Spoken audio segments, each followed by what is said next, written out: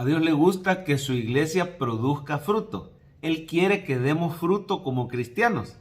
Ya sabemos, por ejemplo, el fruto del Espíritu, ¿verdad? Que el cristiano muestre el amor de Dios, el gozo, la paz que sobrepasa todo entendimiento, la paciencia, la benignidad en su trato con los demás, la bondad, la fe, que también se traduce como fidelidad, la mansedumbre en nuestro carácter y el dominio propio o la templanza. Esos son fruto del Espíritu. Él los produce en nosotros, pero Él quiere ver que de verdad nosotros mostremos esas vidas transformadas que se van pareciendo cada vez más al Señor Jesús, que por obra del Espíritu vamos creciendo en obediencia a los mandamientos de Dios. Mire qué precioso, el Espíritu Santo en la vida del cristiano siempre produce una creciente y mayor obediencia a los mandamientos de Dios, sin ser un legalismo cargoso, ¿verdad? Porque el Señor dice, mi yugo es fácil y mi carga es ligera. Sus mandamientos para el cristiano no son gravosos, pero sin nosotros imponernos, digamos, una ley, estamos libres de la ley, pero el Espíritu Santo pone su ley en nuestro corazón y en nuestra mente. Y nunca vamos a ir en contra de los mandamientos de Dios. Cada vez vamos a ir creciendo, incluso superando los mismos mandamientos que están en la Biblia. Por ejemplo, en el Antiguo Testamento se le decía al pueblo de Dios, no matarás. Pero solo el Señor, el Espíritu Santo, puede hacer que amemos al prójimo.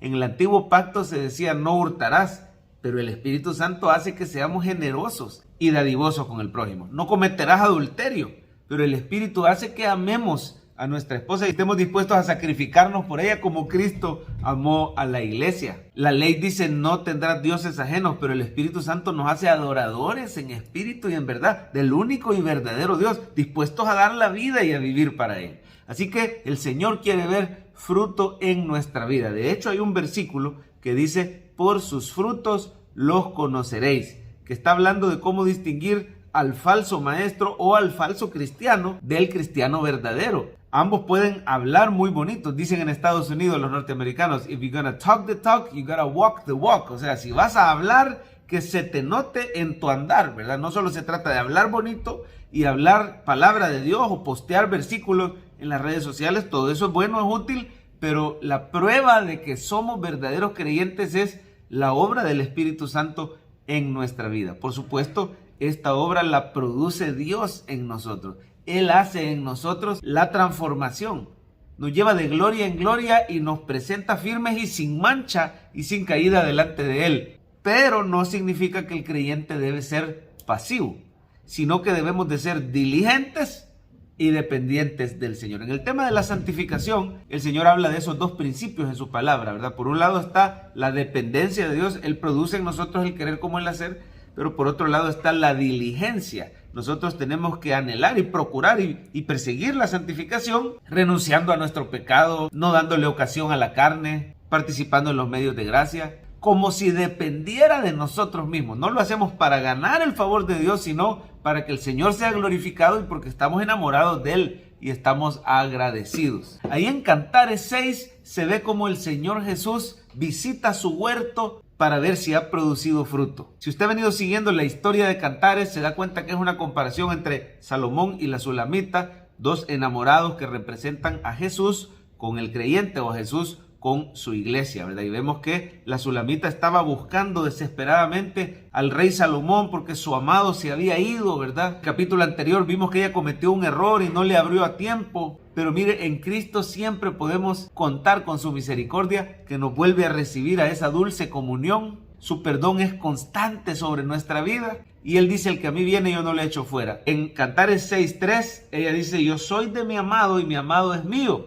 Él apacienta entre los lirios. Y en el versículo 2 había dicho, mi amado descendió a su huerto. Ahora en el 11, ese amado responde que sí, que había ido a su huerto a ver si había producido fruto. Dice, al huerto de los nogales descendí a ver los frutos del valle y para ver si brotaban las vides, si florecían los granados. Es una imagen preciosa de la iglesia de Cristo. Es ese huerto que está separado del mundo y que está lleno de vida y lleno del fruto de Dios, que es hermoso para el Señor y que Él se deleita en su olor fragante.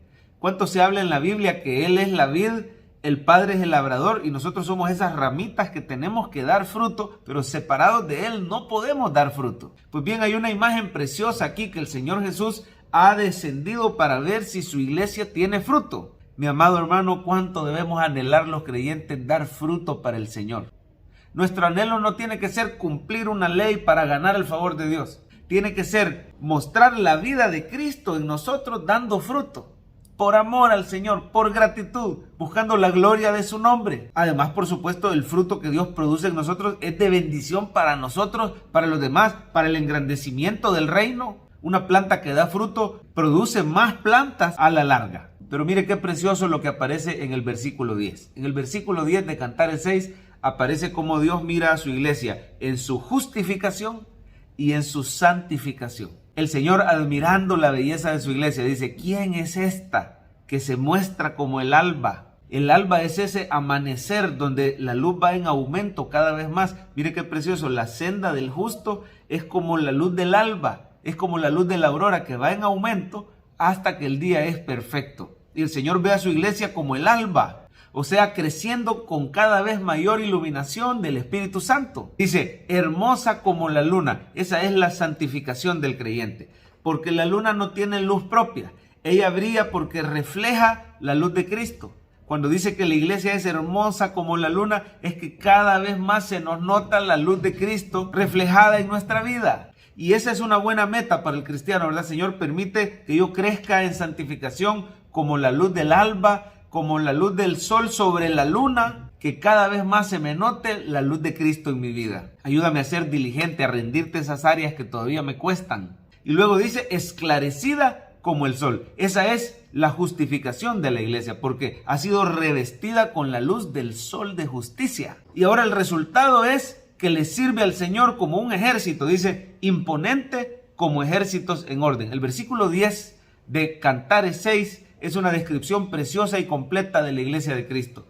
Va creciendo en santidad, ha sido revestida con la luz del sol de justicia y ahora es enviada por el Señor para trabajar para gloria de su nombre. Anhelemos en nuestra vida el fruto del Espíritu.